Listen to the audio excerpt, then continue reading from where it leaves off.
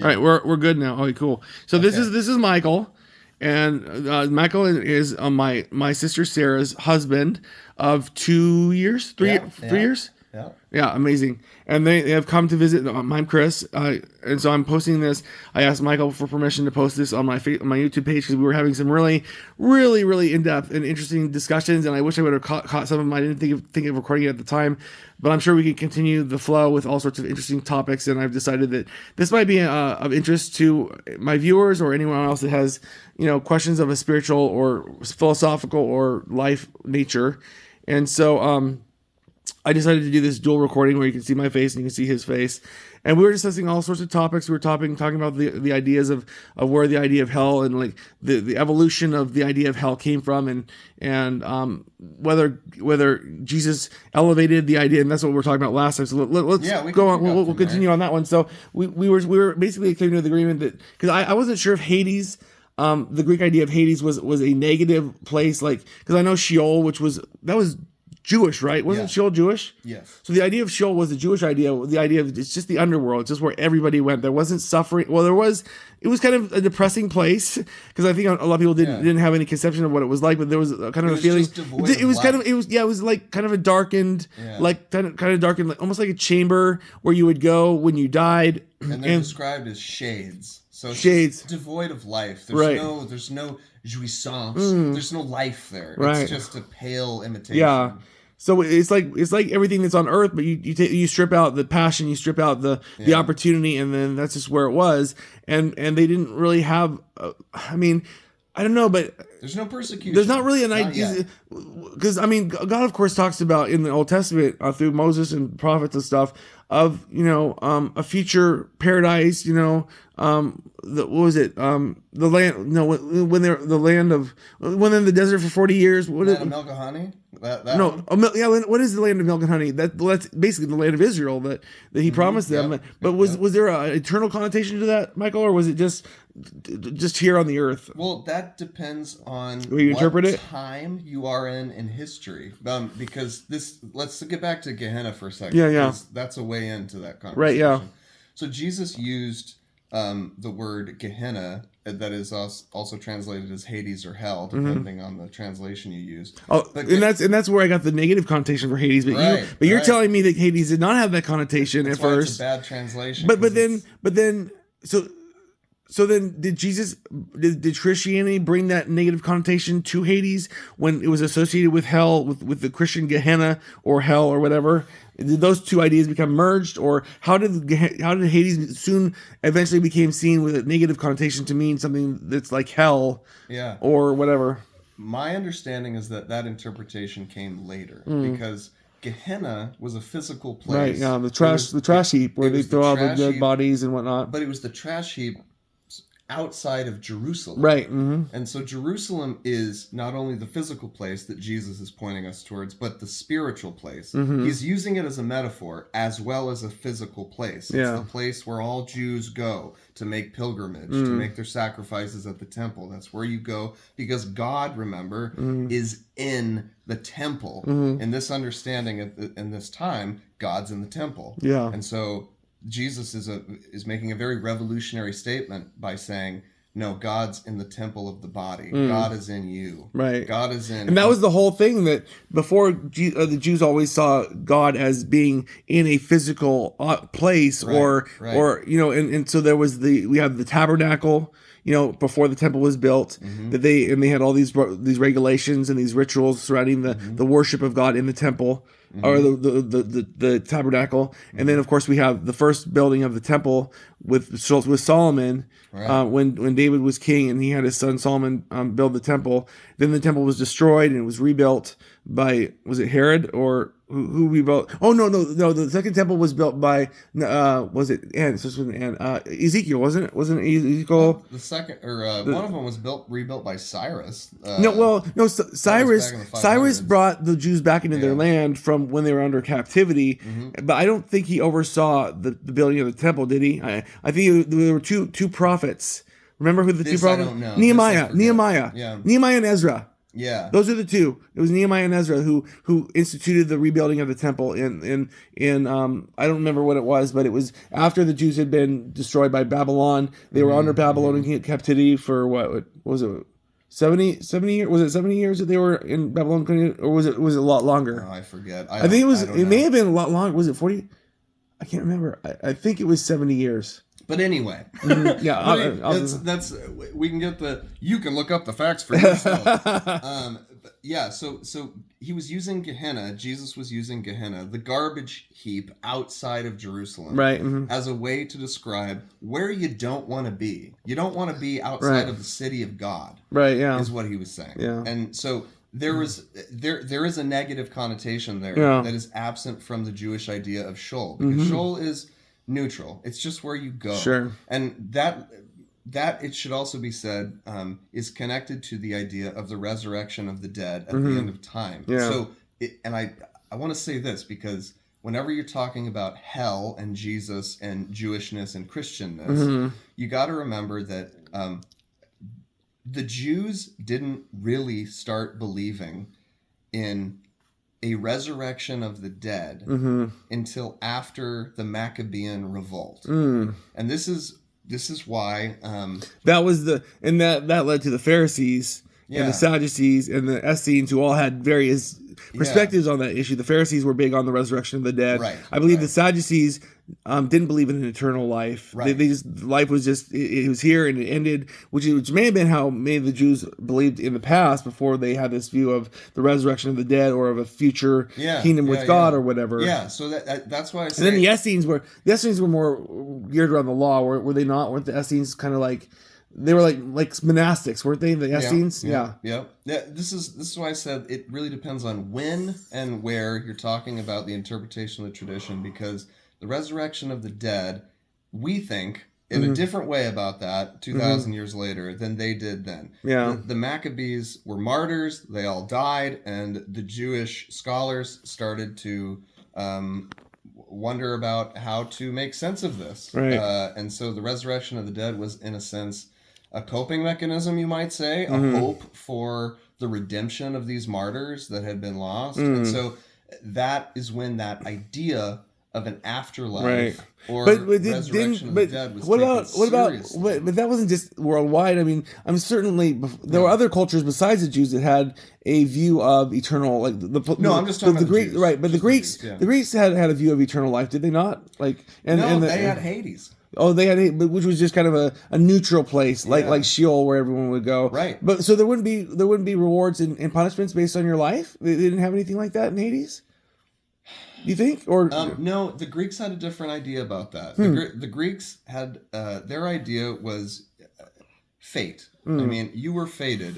Humans were the playthings of gods. Right. And so when you did bad things, when you were doing that, you were infused with the spirit of Mars. Oh yeah, the war god. Yeah. And so it's like our ideas of merit and getting into heaven, that didn't exist for the Greeks. Y'all go to Hades. Yeah. Hades is Sheol. It's everybody ends up there. But then if that's the case, then I mean, did the Greeks not have like a sense of justice where like there'd be punishment for people that like killed a lot of people or were evil people? Like how do they reconcile the idea that someone that maybe lived a wonderful life versus someone that committed mass murder would go to the same place and be in this neutral place? Like did they feel the tension there, and is that why Gehenna was necessary and the evolution of the idea of hell and came into being? Or do you think that Hades was sufficient for them to deal with justice, the idea of justice and the idea of punishments for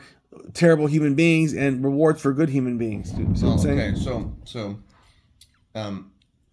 Jewish ideas of Gehenna and Sheol, those ideas didn't really start to percolate with other cultures until after Jesus, until after the Jewish religion started to meld with the Greek culture. And that's via Paul. And that's when, because the Jewish religion and the Jews historically have always been about. Is that up there? Yeah, that's. What the heck is he doing up there? He's it's the Father moving around in heaven. I What can he move me up on the roof there? The Jewish religion and the Jews have always been very insular.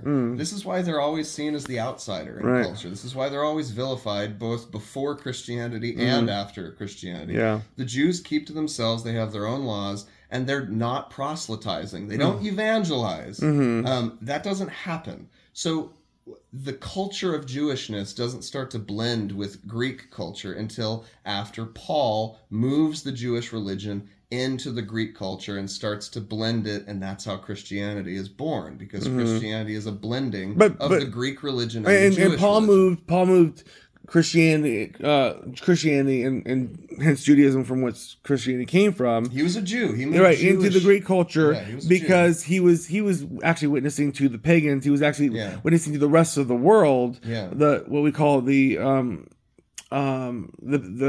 what's the word? So we have the Jews, and then we have the Gentiles. Gentiles, yes, thank you. Jews and Gentiles. So now for people like Peter, his ministry was mainly to the Jews, so he was preaching Christ to the Jews. Whereas with Paul, he was a cosmopolitan Jew. Yeah, he knew how to talk to everybody. Yeah, he was a good, and he was passionate. And after the, he lost his vision and had that encounter with Christ on the road to Emmaus. He felt the burden to share the message with the entire world, and had no qualms in doing so. And so that's through Paul, the Christian message reaches the farthest reaches of the world by going into these cultures, every culture that's around him, the Greek culture and whatnot. I want to ask you an interesting question that I've been thinking about this, Michael.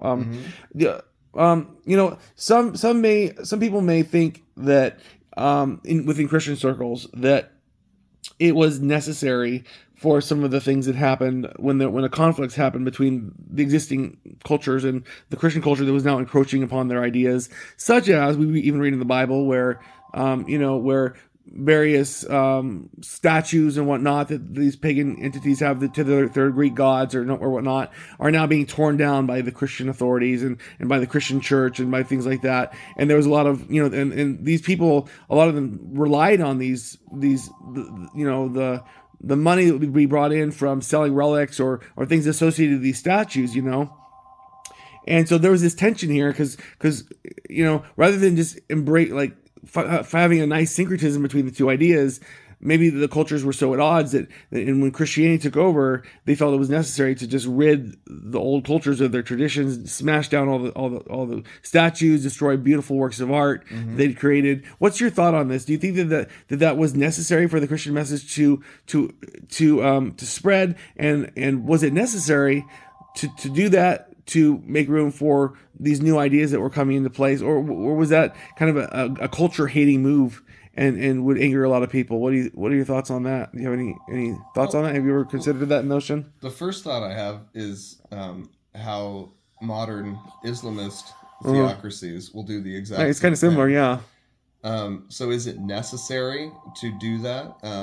I don't think so, because there are other great movements that have existed without theocratic fascism and tearing down everyone else's cultures. I mean, Christianity is a great example of this. It moved and changed and grew, not through power and might. That came later. Right. It also did that. As the church became more powerful and we have this top-down authority and whatnot. But it went wild. I mean, it went viral originally out of example, out of people taking care of widows and orphans, providing health care, pooling resources and creating these communities of care. That's how the church went viral. So no, I don't think it's necessary. So that was...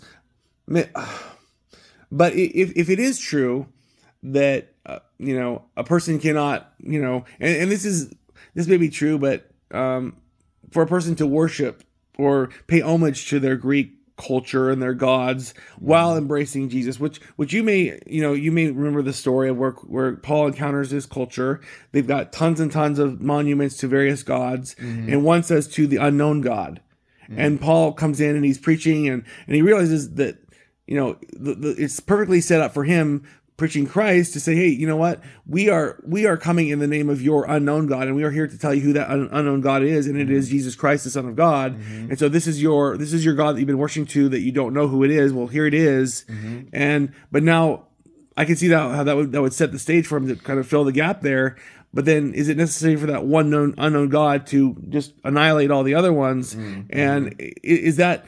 I mean, I can see how that's necessary if we're going to have a united Christian message, and we're not going to have these divergent, like a culture. Like, can you really have a Christian culture with other parts of the culture that are worshiping pagan or Greek entities like Apollo and Diana and whatnot? Because it's not there's not going to be any unity in that culture. It's going to be divided. So if the Christian message is true, right? Yeah. Is it not necessary for those destructions to take place? Like, if the Christian message is true, if it's not true, then yes, I can see how, if it's just one of many, like many people think, and it may be true that it's just one way of thinking, then maybe it could coexist with these other, and it could provide some ideas that they don't know that could govern their thoughts and their feelings, and could further lives further and help them to love others better.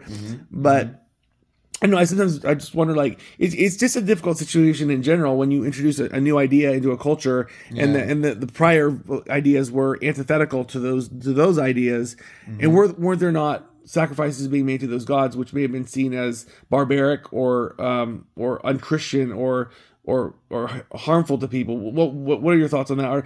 Were there Greek gods that required like human sacrifice and things like that, and child sacrifice, or are you aware of that? Or because I know, were there some that where there would be pagan homosexual rituals, and they'd have prostitutes, homosexual prostitutes at the site of the statues where they would participate in their practices? I mean, yes, mostly animal sacrifice. I don't think, I could be wrong on this, but I don't think the emphasis was on human sacrifice. I think there's many types of sacrifices of animals. I mean, you know Corinth, right? Yeah. Corinth was a very, there were a lot of very sexual, it was very sexually open culture. A lot of, I do. Men. Yeah, that's true. Yes. And I do believe that there were, homosexual, rituals surrounded around the temples regarding homosexual prostitutes and things like that. And I don't know if that was just particular to Corinth or if that was everywhere in the Greek culture. And so, I'm just wondering. Yeah, it was everywhere in Greek culture. But, and obviously we should say, homosexuality as we understand it, very different from how they would understand it. Because, I mean, Greek culture was very misogynistic. Right. I mean, a lot of freedom for the men. Yeah. And we should say the elite men. And not very much for the women at all. Wouldn't you also say that Plato was somewhat of a misogynist? Well, it's hard. He thought men were superior to women. Did he not? Plato? Yes. I mean, but that was a self-reinforcing prophecy because they weren't educating the women, and so of course it seemed that way, that women were inferior because they didn't have the educational and the tools that the males had. But by enforcing that and by continuing that perpetuating that idea that men were superior to women, of course you're not going to train and teach women because they don't think they're capable of learning. But when you get to a culture where women are valued, which is something that Christianity brought to the picture, is it not? Like Christ tried to. I think Jesus did not Jesus elevate the status of women more than any person in history? Yeah, absolutely. Yes. So Jesus. So what if it was necessary for the success of women in the world, for these statues that were mainly contrived for male worship or male activities, for these to be torn down, for there to be room for the women to thrive and for the women to be accepted in culture? I mean, I'm just throwing that out as a hypothesis. Do you think that that's a possibility? Maybe why they felt it was necessary to tear down Greek statues that were perpetuating these male-centric activities and worships? Sure, but also there were statues and goddesses. That's true. Venus, Diana. Yeah, the female principle was worshipped as well. Right. Yeah. But was it was worshipped by women and men, or just absolutely? Okay. And women were the keepers of the flame, so to speak. They were priestesses, and women in Greek culture were seen as having a connection to the intuitive, to the spiritual. That's what they were seen as well. So it's not black and white. but this is, and also we should say, like, not the Greek side, but going back to Judaism, something most people don't know is that when we go back to the Garden of Eden, in the creation story, this Jewish creation story mentions the creation of woman. And the Jewish creation story is the only creation myth in the ancient Near East that mentions the creation of women. This is why. So then, how do the other cultures account for the existence of women? I mean, if they don't say how women were created, just as an extension of men. Well, I mean that's that's kind of similar to woman coming out of man's rib, is it not? I mean, isn't that kind of similar? Like Adam is kind of like the core, and then one of his little ribs is taken and turned into a woman. But there's another way of looking at it, and I think you'll like this. Yeah, sure. One of the best literary critics of our time, who died a few years ago, named Harold Bloom. He had this theory, and he has a book called The Book of J, if you're interested in getting into this, where he supposed that Genesis was written by a woman. Interesting. High up in Solomon's court, so an elite woman, but a woman nonetheless, because not only is this creation story the only one in the area of the time that mentions the creation of women, but the nature of the creation of women can also be interpreted in a proto-feminist lens, because Eve is not created from the earth, which is to say she's created from Adam, and Adam is an improvement on the earth. Right. So you could say that she's Eve is like Adam 2.0. I could see that. And Eve is also the active element in the story. She's the active protagonist, in a sense, that actually goes after the enlightenment that the serpent offers.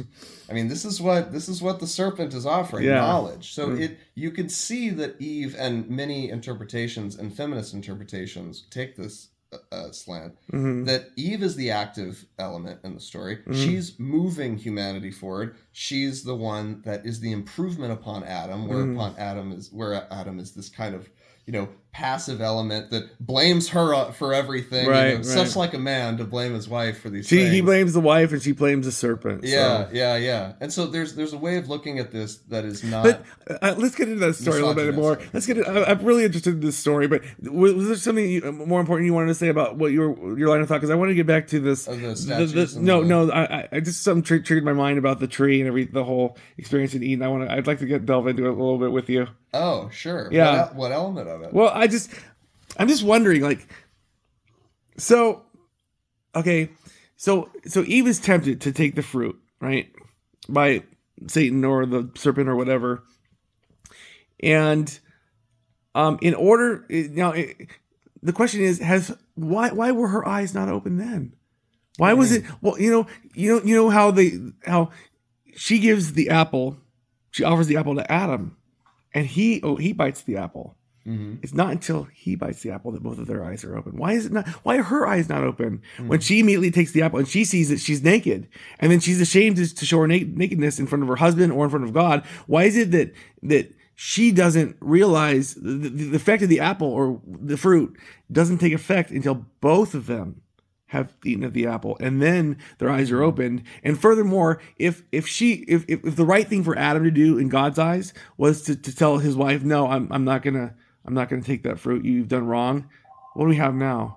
Where's the human society gonna go when we have one person that's apparently fallen, right? Eve is fallen, and Adam is still perfect because he hasn't taken the apple. Well, how can those two coexist? The human culture ceases to exist as a single unity. And we have this. We can't have a united, humankind moving forward with two people that are so different, where one has enlightenment and one is still pure in a sense. You see what I'm getting at? Have you ever considered that before? Yeah. And also, the question is, if you were Adam, sometimes I would think this way myself. If I was Adam, what would I do? Right. Well, the woman that you love, the woman that you would die for, and the only woman that who your whole world is about, this woman, right? She's fallen. Are you not going to join her in her fallenness and say, I understand that this thing's happened to you, but I'm going to stay pure. I'm going to stay holy. You can go off and be with Satan and whatever, and I'll just do my own thing by myself. I mean, they were united to be one. Like once Eve took the apple, the rest of it is inevitable. It has to happen. If Adam doesn't take the fruit, I don't find blame in Adam for what he did. It's not like, I'm disobeying God by listening to my wife. Well, he made that for you. If she's going to offer you that fruit, if she makes that choice to seek after the enlightenment, and that's her choice, and she does it, even if it wasn't right, are you going to join her and be one with her, or are you going to now distance yourself from her and just live eternally in a garden by yourself with no one to talk to except for God? Like, you see what I'm saying? Like, it's the whole, it's humans desire, we desire unity. We desire to be on the same page as others. We want to be understood. We want to be loved. And in our brokenness, in our weakness, we want to find other people that come along with us that are also broken and weakened, and they can empathize with us, and they can care with us, that we can love in our broken state, So it just occurred to me, as I was speaking that to you before, because like I never thought of it that way, but I think it's a powerful way to look at it, is that if you're Adam, like, and we sometimes think, well, Adam just, we don't know what these characters are thinking. The Bible doesn't tell us what was going through their minds. It doesn't tell us the interior dialogue. If it really happened, if it's just a metaphorical story to explain why there's evil in the world, then I guess they can be one-sided. But if they were really people, if Adam and Eve were real people, and they had real minds and real thoughts and fears, then if I was Adam and the woman that I loved had done something against God's will, but it results in a situation, a future that is less desirable if you don't take the apple, and then you're isolated from the one you love and you can't be with her. Then maybe Adam chose to join. Maybe he knew what he was doing. Maybe she chose to join his wife in his fallenness on purpose, and not necessarily in defiance of God, but like, there's no other choice here. God, you've given me this woman. She's made this choice. I love her. I want to join her in her fallenness and be there with her on her life and have a life together and a journey, rather than just sit in a freaking, garden and tend apples while she gets banned to the outside. You see what I'm saying? Yeah, it's the game. What do you think? It's the game theory of the garden. Right. It's the prisoner's dilemma of the garden. Exactly. Yeah. Well, what do you think about that? What would you do if you were Adam? What if Sarah was Eve? And you guys were both perfect, innocent, didn't know anything. Like, just, you walked with God. He told you things and you do them. And the serpent came after Sarah. And he says, here, I got this fruit. It's going to make you really smart. You'll be like God. You'll know good from evil. She takes it. Her eyes, and let's just say here, for the sake of this story, let's say her eyes were open. The Bible doesn't say that Eve's eyes were open when she took it, but that's a little, almost like a contradiction in a sense. So there may be some flaws to the story in the logic, but let's go along with the story. Let's go along with the idea that her eyes were opened, and maybe she knew she was naked, and she knew that she had broken God's law, right? But then she offers you the apple because she's now fallen, and she wants you to join her in her fallenness. And you have a choice of being one with God and just talking to him in the garden and tending to fruit and vegetables your whole life and never doing anything exciting, or following your wife into this world of sin and darkness and pain and suffering, and tilling the ground with your own energy and going through the shit of life, and like. Well, you wouldn't know that yet. That's what was explained afterwards. Right. So that's hard to say, because you wouldn't necessarily. And the fallenness element is an interpretation by Augustine. Right. I mean, that's like, that interpretation comes later. So I think if I was Adam, the first thing I would want to know is why God lied to us. About what? Because God said, if you eat of the apple, you die. Right. Well, that's not what happened. Right, exactly. So why did God lie? That's my first question. And then, but it could be that God hid the full truth from you. Sure, because in a sense, theoretically, had they not taken the fruit, they would have lived forever. Well, but the question is not that you're going to die right now, but in back in those times, you'll die 1,000 years from now or 800 years from now. And in our age, about 180 to 100 years from now. But I think maybe the thing that God was trying to say to them was the spiritual death. You will die spiritually, which also didn't happen to them, but it will happen to them if they die. But the thing is that we don't have this black and white idea of spiritual death like we do today with Christianity, because like the Jews didn't have this really separation of the physical death and the spiritual death like we do today. Like with Christianity, you have this idea that you can live your life great, but if you don't have Jesus, you die spiritually, and then your body never really truly dies, because your body goes to hell and is tortured forever. We should say also at this point that there's a difference. There's a difference in the idea of the soul from Judaism versus Greece. Right. In the Greek religion, you had a soul of a kind. Like Plato distinguishes the soul, which he calls the daemon, the daemon. Right. That's the soul, and the body.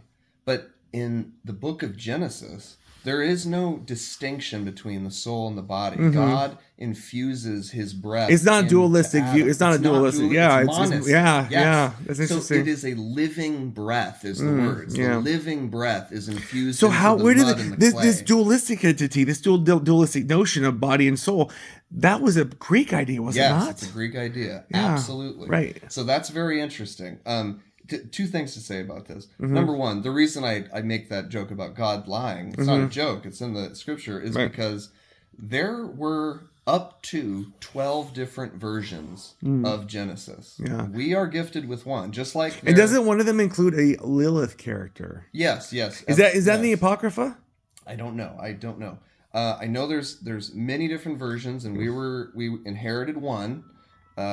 And there are versions of the Adam and Eve story where the serpent is a kind of proto-Christ. And the serpent is the good guy in the story, and God is the false god, the demiurge, the kind of, as the Gnostics would later call it, the demiurge. And the serpent is actually trying to give enlightenment to the people. Well, it does seem almost like... It does seem like God's trying to hide something from them with the tree. He is. And so the question is, would you rather live an eternity in ignorance and bliss, or have your eyes open and be open to all the suffering of the world and all the sin of the world? Like it's like, and the question is, did God create the tree intentionally for them to fall? Because he's omniscient. He put the tree in the garden. He knew they were gonna. I mean, it's like if he's omniscient, if he's God, he knew they were gonna take that tree. So the question is, why did he put it in their tree, knowing they were gonna choose from it, and then punishing them for it? But maybe something about the knowing more introduces you to be able to experience sin and suffering, whereas when you're oblivious to it, when you're naive and you don't know what's out there. Like when we're children, a lot of times we don't know the evils of the world. Right. We don't know that people are capable of doing horrible and terrible things. We come into the world. I've struggled with this too, because I've had friends that say, "Oh, everyone's fallen. We come in totally depraved," like Calvinistic idea. And I used to think, and some people say, "No, we're all pure when we come in, and we're corrupted by the world." And some say, "No, we're a blank slate. It depends on the environmental factors, things that happen to us, how we respond to them."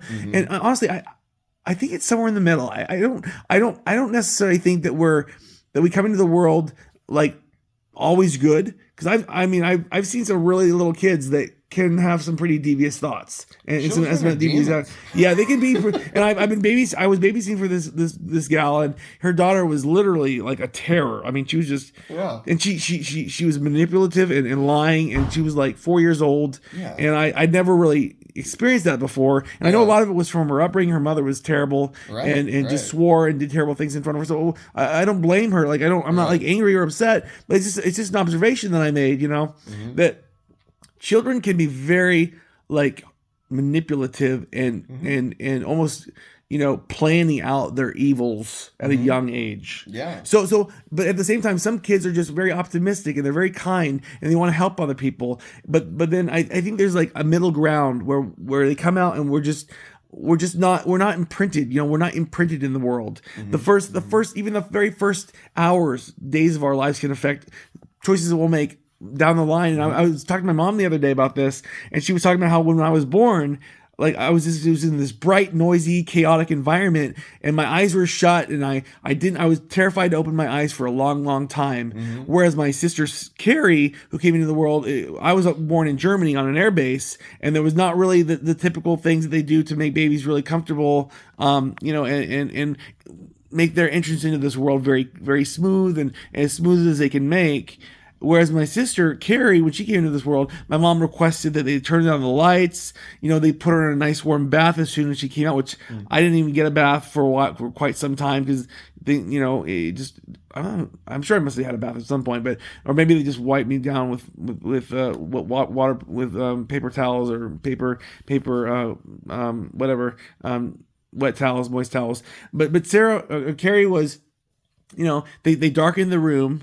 It was peaceful. They gave her a bath, and she opened her eyes the first day. But I didn't open my eyes for 2 or 3 weeks. And when I did, I just opened it up for a few seconds and then closed them again. And that's interesting. I was thinking about, did that affect my whole life? Like maybe it did. Cause like for so long in my life, I was just terrified. I was terrified of people. Yeah, I didn't know. Yeah. I remember like hearing my sister talking on the phone, even in high school, I'd hear her talking on the phone and being like, man, I wish I could be like that. Cause she'd be emotive. She'd be laughing and talking. I get on the phone. I wouldn't even know what to say. I'd be freaked out. Even when I was talking to, I remember one time I wanted to take karate lessons. Right. And I was so determined to take karate lessons because I had these terrible bullies, Michael and Mark, or Michael and James in elementary school, and they would push me down. One person would get behind me and they'd push me down. I'd fall. I'd get up again. I'd push me and fall. I'd get up again. I just want to be your friend. It didn't matter. Michael and James, if you're watching this, it's incumbent upon you to like this video.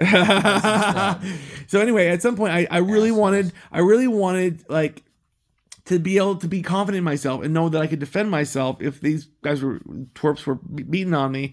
And so I was determined one day. I was going to take karate lessons. I'm going to do it. Yep. I get to the phone. I pick it up. I'm about to dial the number. And then I'm like, I don't know what I'm going to say. What do I say? How do I do this? And I hung up the phone. I couldn't do it. And just for the simple reason that I didn't know how to do things on my own because like I was afraid of just talking to people. I was afraid that she'd ask me a question that I wouldn't know how to answer and I wouldn't be able to proceed with a simple thing. And if my mom would have said, hey, Chris, we'll get some karate lessons for you. I'll set it up for you here. Why don't you make the call? I'll tell you what to say. I'll write it down. You can answer question by question, but they didn't know that I had this trouble in my mind about connecting to people or organizing my thoughts. And so they didn't know that I needed that assistance when I was a kid. And so a lot of times we think that everyone in the world knows what we need and they don't unless we express to them.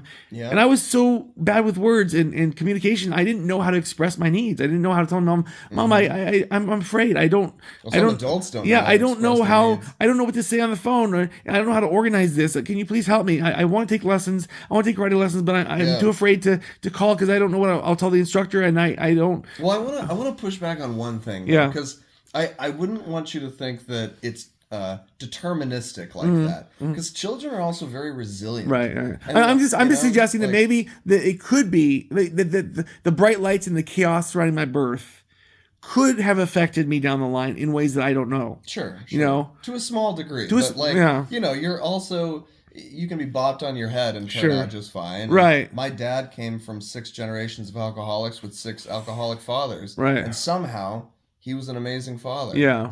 It's like molested children.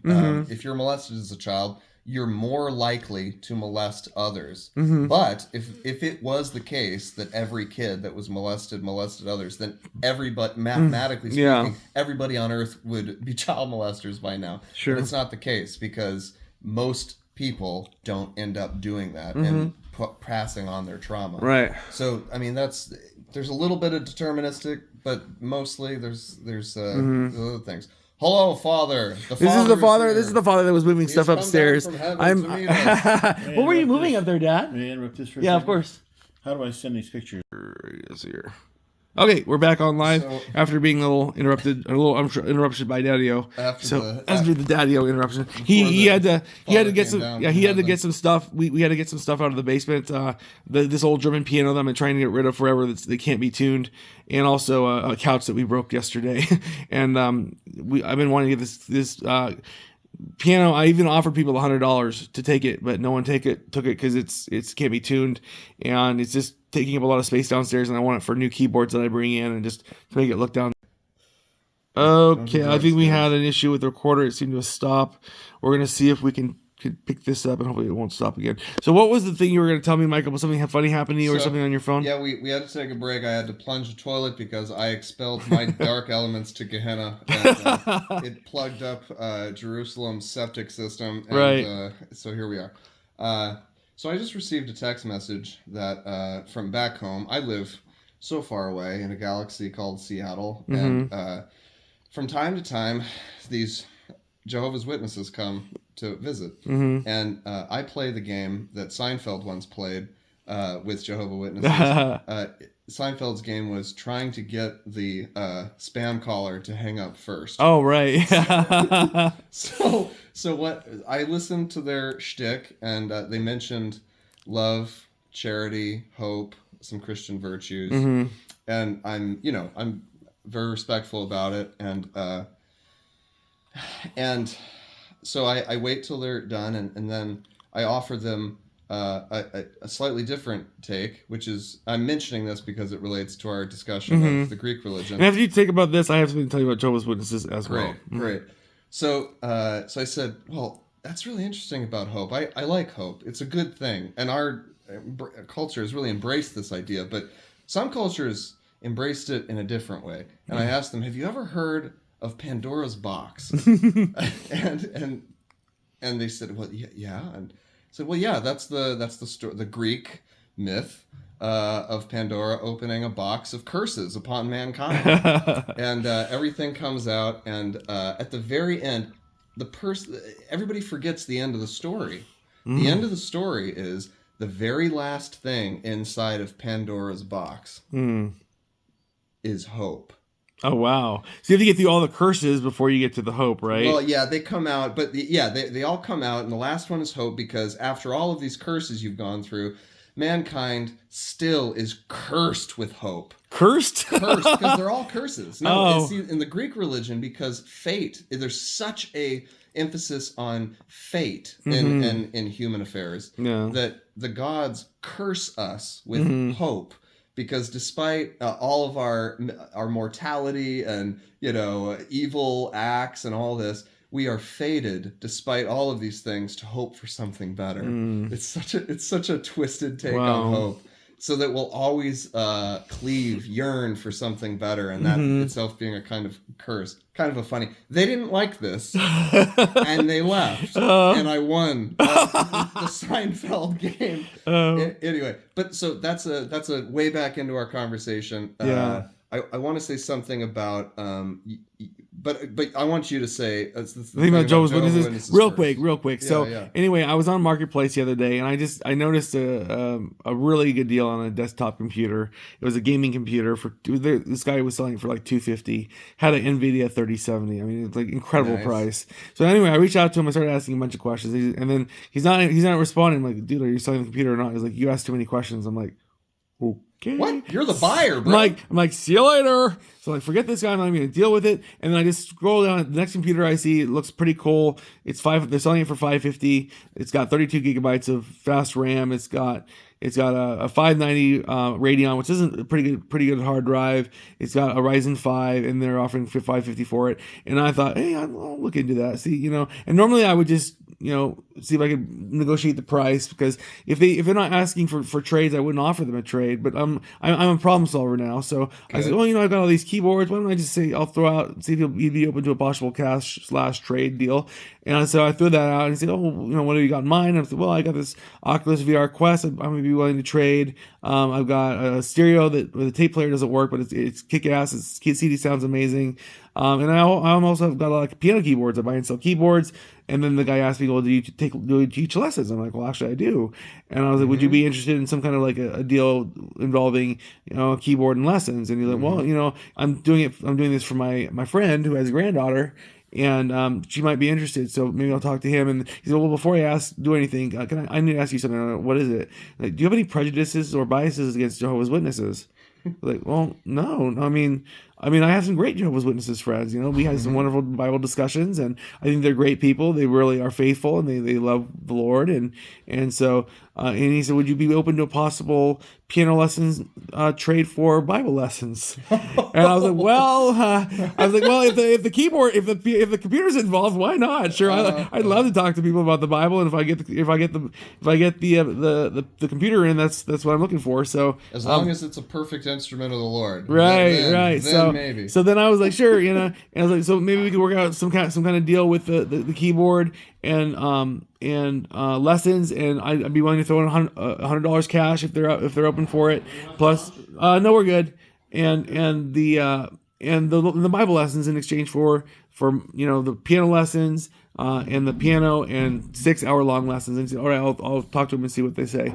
So he gets back to me a little bit later. He said, they're gung-ho on it. I'm like, awesome, sweet. But then a little bit later, he says, well, they talked to the granddaughter and they can't get her on board with the lessons. So, but maybe I could buy the computer off my friend and then we could do the deal. I'm like, hey, I'm totally open for that. And I'm like, still with the Bible lessons and the piano lessons, right? And he's like, yeah. So I maybe, if we do the deal, it would be fun.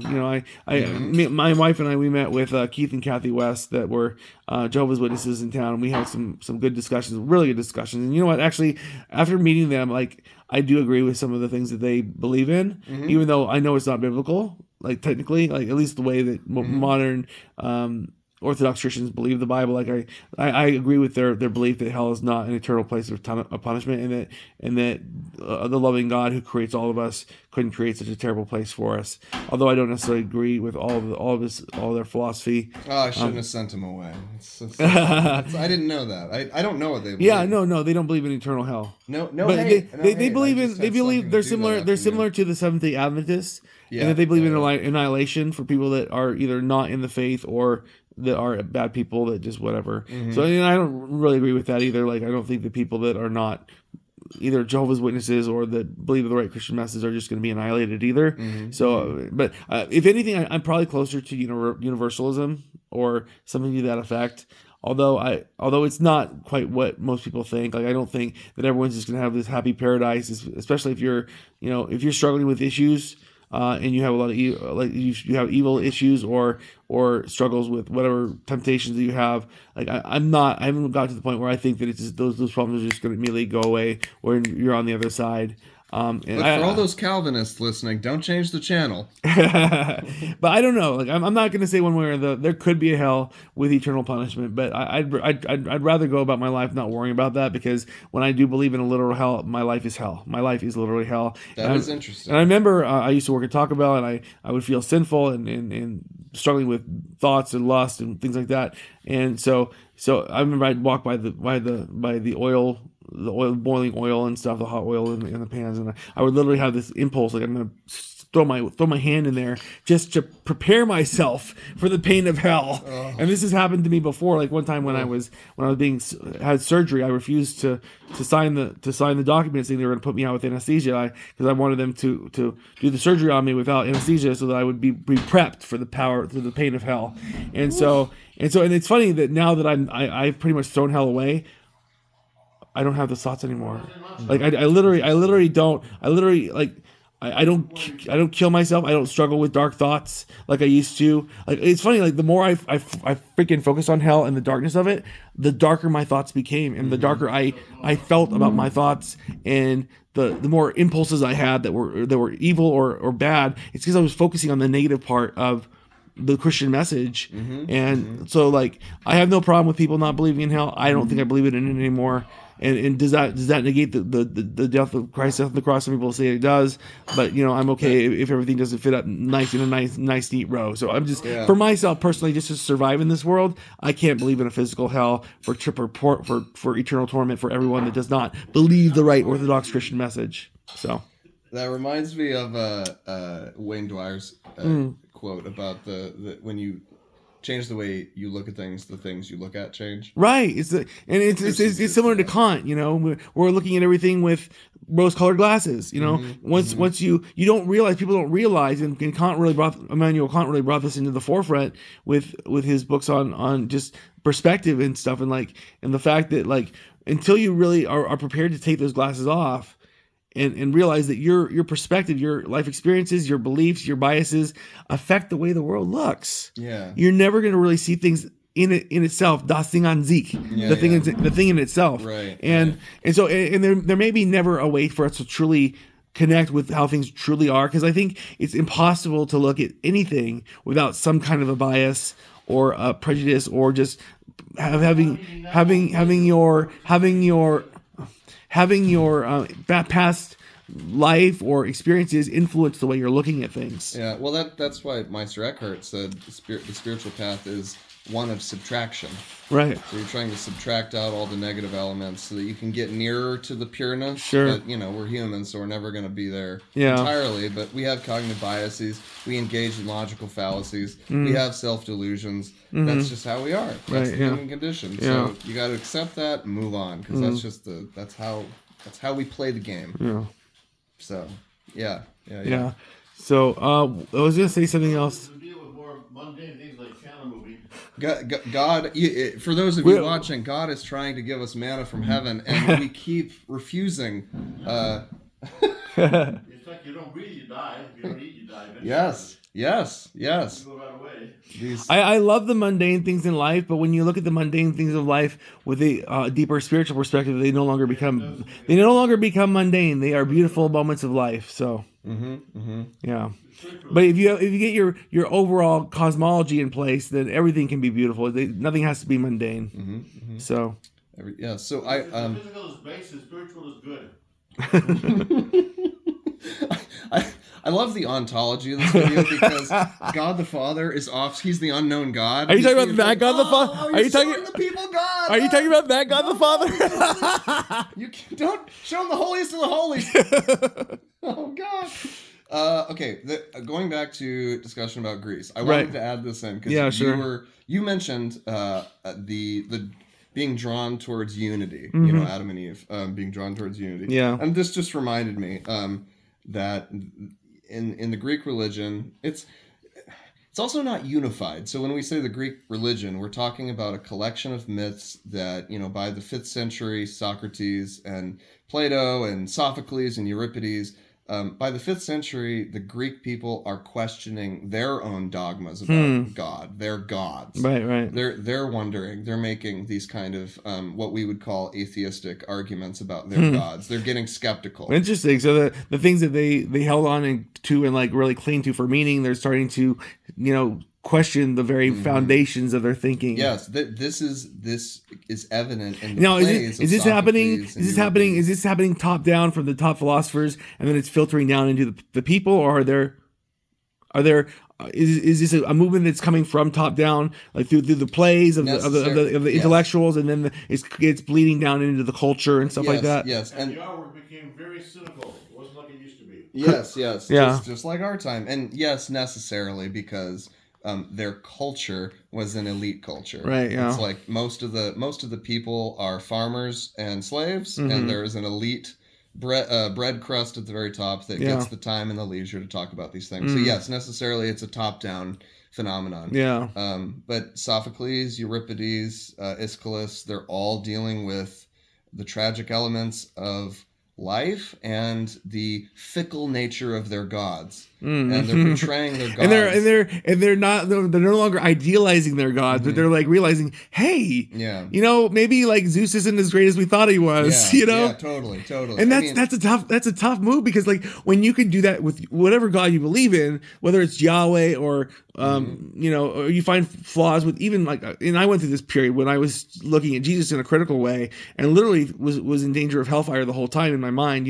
I was looking at it from a critical perspective, like from the perspective of the Pharisees, and then from a wider perspective of just like, like he's a human being. Like he was a human, flesh and blood human being, and like the words that he gave to people for wisdom, I don't think they're all. I mean, he can't. There's no way a human being can like cater to every single person's needs in the world and like be able to meet them where they're at, like with every phrase. And sometimes you have to look into his phrases and realize that certain phrases aren't meant to be taken a certain way. So like, and this question I was telling you about, I think the other day, about the question of Christian businessmen and why they struggle so much in business. Or you said that a lot of them are successful, but there are a lot of them whose fears about having too much money can play into that factor and can cause them to live a life of poverty and being afraid to be having worldly success. Like you were saying, the metaphor of, Jesus says it's better for, it's tougher for a rich man to get into heaven than for a camel to go through the eye of a needle. Well, that was a metaphor, but it plants a very strong message in our mind that there's something very dangerous about money, and so when you believe that about money, you're going to repel it. And so it becomes very difficult, I think, for many people to overcome that fear of getting too much money as a Christian and actually being okay with worldly success. And then you almost think that you're going against the Christian message to seek after success and fame or power, like for good reason, even if it's for good reasons. Like even if you know in your heart that you're not going to use power to hurt people, but you want to help people and empower people, you're still going to feel a little bit of reluctance with the success message and the message of the world that it's okay to have wonderful things and to seek for power, and if it's going to be used for good purposes and success and well, that's influence. why I'm a socialist and have no money. Yeah. So anyway, just like even little verses like that, if you hear them and you think that Jesus has the answer to everything, and then you don't question and use your own judgment to filter out what you think might not apply to you. Like there's certain things, of course, that apply to the universal condition. It is better to love your enemies than to fight tooth for tooth, eye for eye, and repay evil for evil. But at the same time, like if you take it the wrong way, you may also be downtrodden your whole life, and people do terrible shit against you, and you feel you just have to take it and forgive them for everything, and not stand up for yourself, and not be like, you know what, screw this, you can't treat me this way, right. and I'm going to stand up for myself, and my self-worth doesn't have to depend on appeasing you or loving you or treating you like like an angel, even though you're treating me with disrespect and hurt and pain. And I think I felt I had this obligation to treat everyone that way, and it took away all personal power, and I felt like I was just powerless in the world, and I had to love everyone and treat everyone lovingly no matter how terrible they treated me. And so there can be value in that, but at the same time, if you don't moderate it and you don't choose your battles wisely, then you could fall flat on your face time and time again, and pretty soon you feel like you're just a victim of everyone in the world. Well, right. I mean, and that's what happens when you're not as wise as a serpent. Like Jesus also said, right? Wise as serpents, innocent as lambs. Yeah. You should take it all. Or dove. Is it innocent as a dove or innocent as a lamb? I think it's as a dove. Be wise as serpents, innocent as doves. Something like that. But that's the idea, and you gotta bring that together with everything else that Jesus said. Because that's Nietzsche's critique. That if you overcorrect in terms of being innocent and unwise and just let people walk all over you, you're not going to be very useful to anyone, including yourself. Yeah. So, and you won't be able to have any positive influence in the world, right? And get to a point where you may even develop some passive aggressive tendencies. That's it. I mean, that's Nietzsche's critique, is that you don't develop a will and a vitality and you may even have these secret hopes, and you may develop the secret dialogue and monologue going on in your head where you're actually acting out your fantasies, what you really want, and you're secretly hoping for ill for these people, even though outwardly you're treating them kindly and with a kind word and whatever, but secretly you're like, oh, I hope this guy really gets it. Well, that's exactly what Nietzsche said. He said you'll start to develop resentment. Wow. If you take it like that, you will be a resentful tarantula. That's wow, interesting. Yeah, and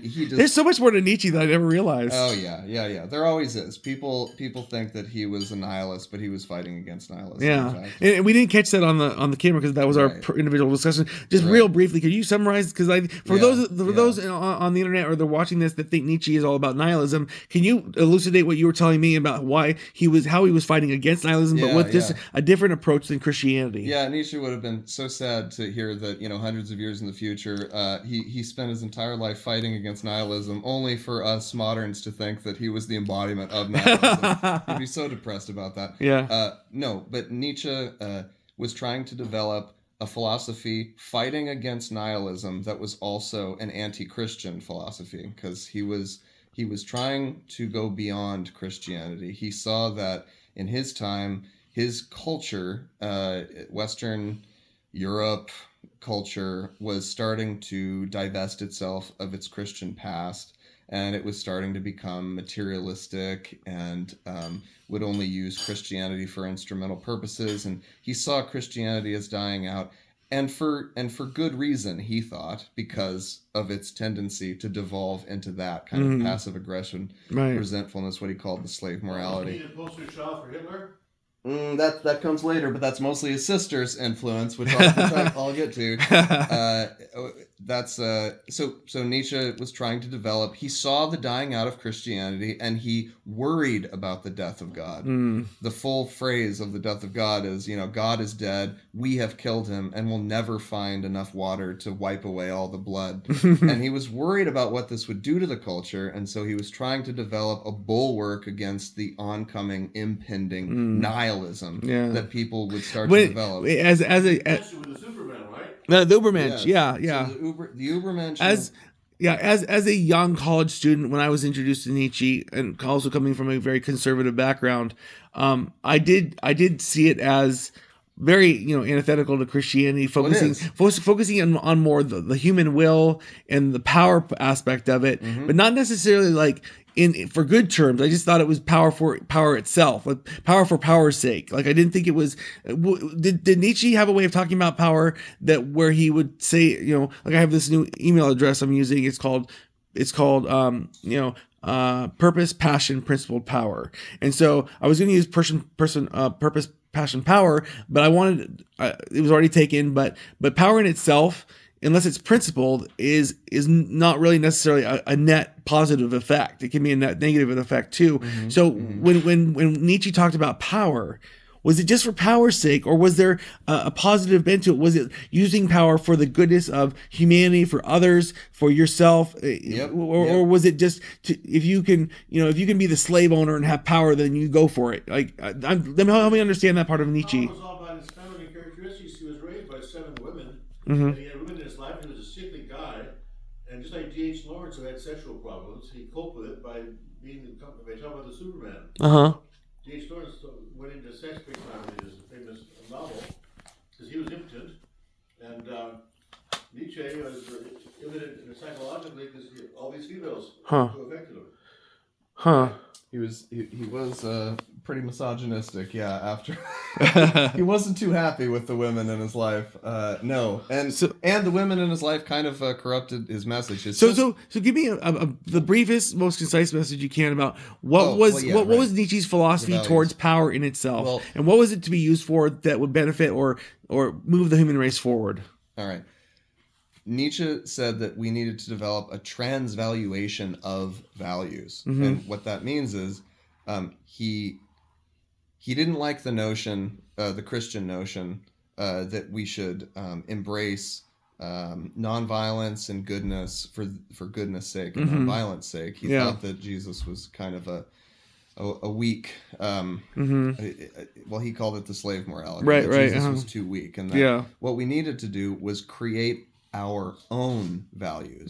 So it wasn't power just for power's sake. It was power for the development of the human will. And that's the will to power idea. To bring the most out of yourself, to embrace your inner animalistic passions, as well as develop a full philosophy of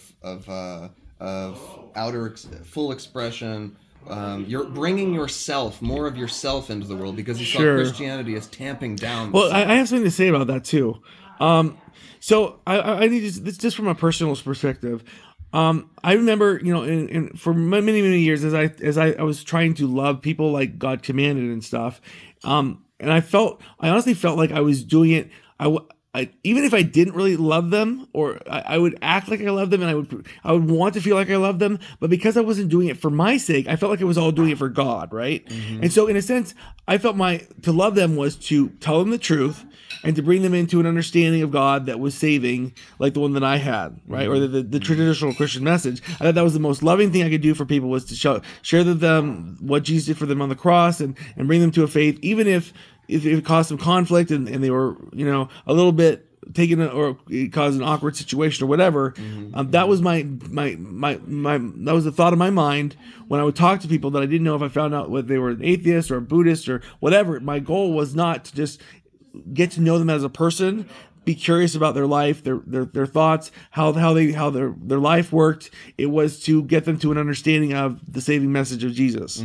And so in fact, I felt like I was an instrument of God, right? But then I wasn't really acting out for myself. I wasn't doing things on my decisions. I was doing something that I felt like I was a vessel.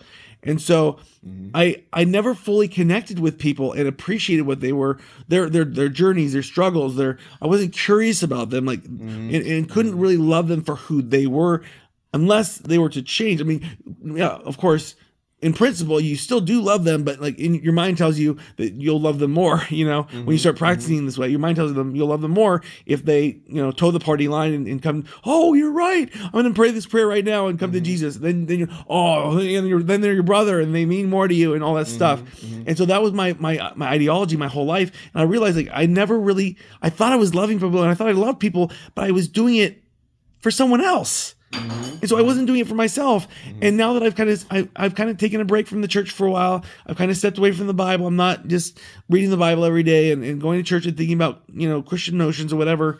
And I've actually found that I really appreciate and understand people that are not Christian now, or people that have a different message. Like I actually appreciate them and I'm actually can learn from them valuable things without just having this top-down perspective of I'm right and I have to bring you into this kind of like understanding of what you need to know to be saved so you don't go to this eternal place of torment. Were you always raised in the liberal mindset, or did you ever have that compulsion of evangelism or feeling like that it was your job to make disciples of people and to have them toe the party line and believe in the correct doctrine or whatever? Did you ever have that, or were you liberal from the beginning? Well, I guess I was a liberal from the beginning because I was a Methodist, and we don't really focus on the evangelism. Liberal Christians don't focus on evangelism. Yeah. But I'm happy to hear that you've stopped being a Pharisee and started being a Christian, because I don't think you can have Jesus without a message towards everyone. Jesus talked to everyone, and he made fun of the people that drew lines tribally around their own and towed the party line, like you said. Like that's never what Jesus was about. Okay. I mean, he used one of the parables was, the parable of the Good Samaritan, which we can translate as the good Nazi, because Jews hated the Samaritans. Right. Samaritans were Nazis. They were. So he was constantly expanding the bubble to include the enemy. Yeah. And so I think I've always been drawn to Jesus.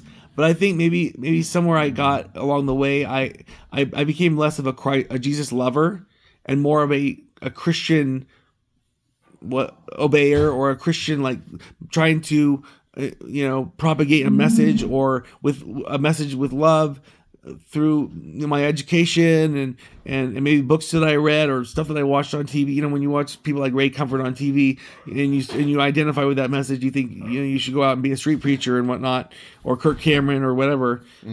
But I find it much more rewarding, rather than have an agenda when you're talking to someone, is to just talk to them and understand them and be curious about them and try and learn about them without any sort of preconceived notions or prior agenda or anything like that.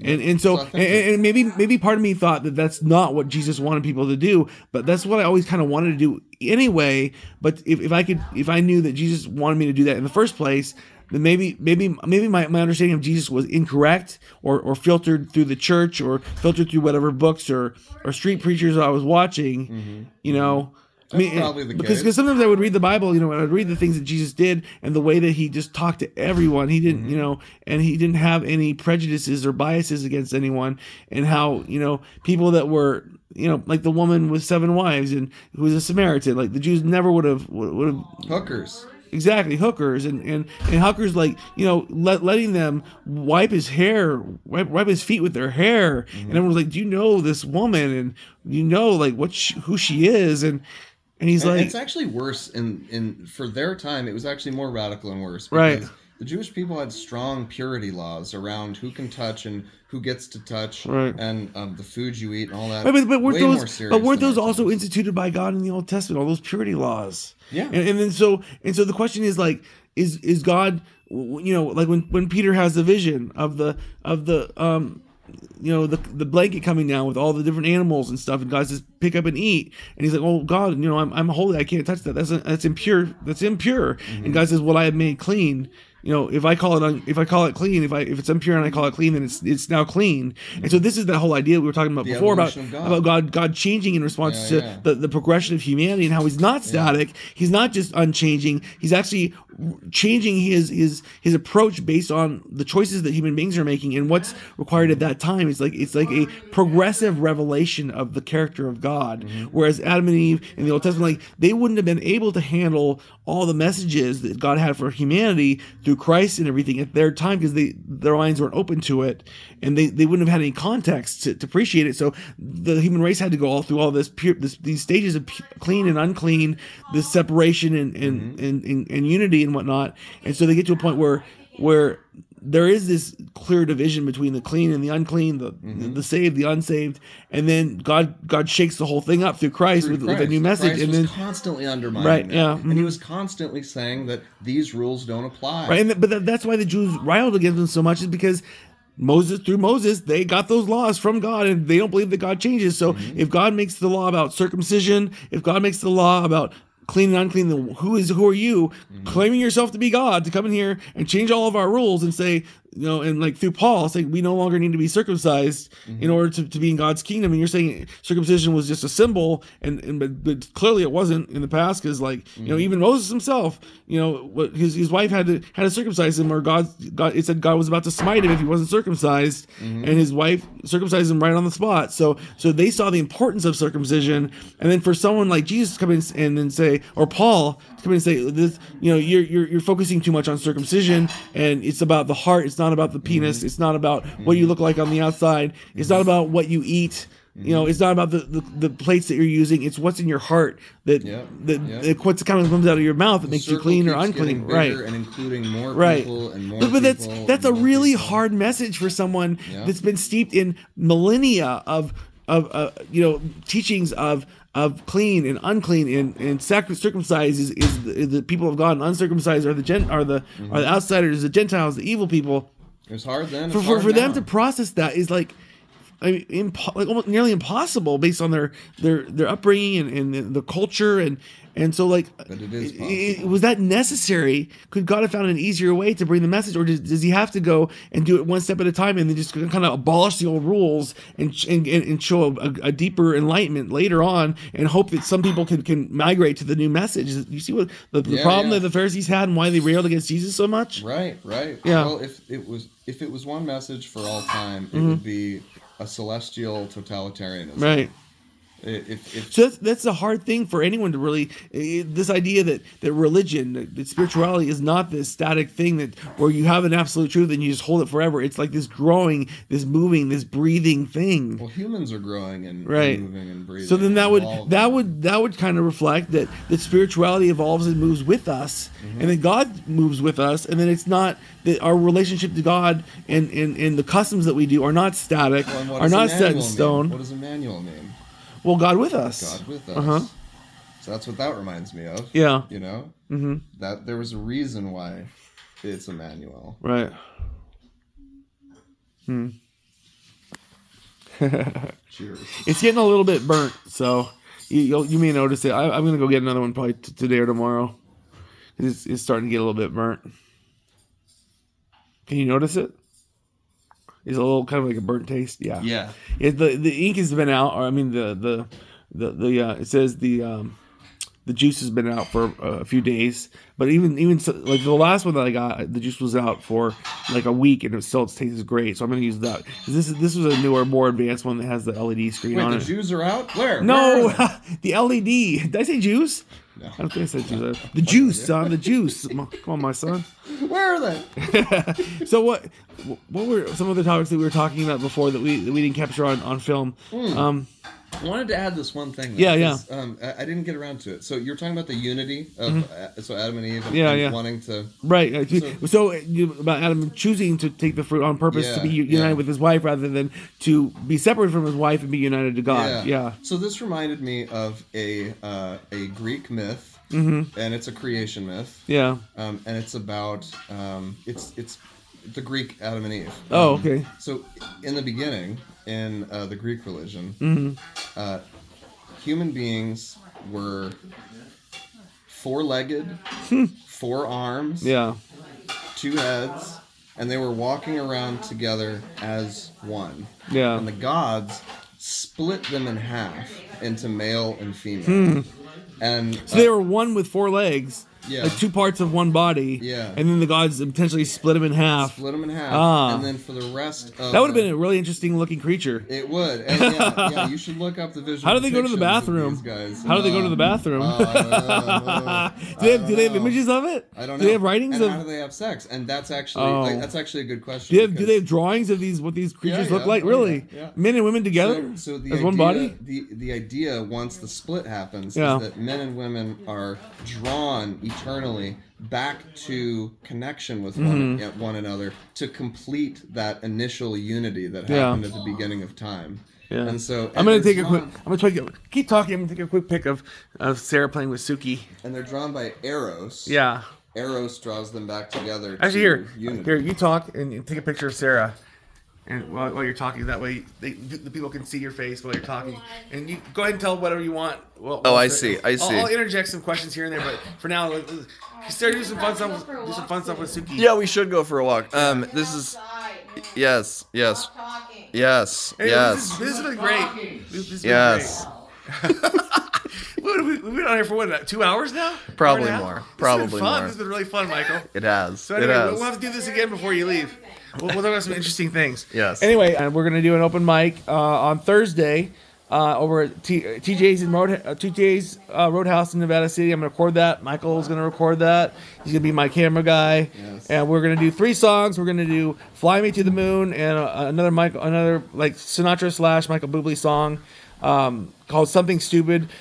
And then I went and spoiled it all by saying something stupid like "I love you," as well as a original piece I wrote called "From Your Perspective," that Mom and these people helped me learn to modulate my volume so that I blend better with Sarah and slow it down a little bit, which was great feedback because I think I was playing it too fast and too loud, and that sometimes tends to be my temptation when I'm playing music. So anyway, I will have that up. These videos take a long time to upload to YouTube. The first one I did on my vision board that I did a few days back, it was about a 2-hour long video, and I think it's still uploading right now. So this one's going to be about 2 hours, so it may take 2 or 3 days to upload. So anyway, we'll once I get this one uploaded, I'll probably upload the one from TJ's Roadhouse TJ's Roadhouse later after that. So stay tuned to your health, your resources, and your spiritual libido. Yes. To everyone that's watching this, if anything that we said, was interesting, if you'd like to follow my transformation as I get purple hair and explore new ideas and kind of document my life on film. And I know one might say I'm being this is how I do it. I live my life better when I know people are watching. Exit the Matrix now while you can. Exit the Matrix. You can live your life and still share yourself with people. There she goes. She's very shy.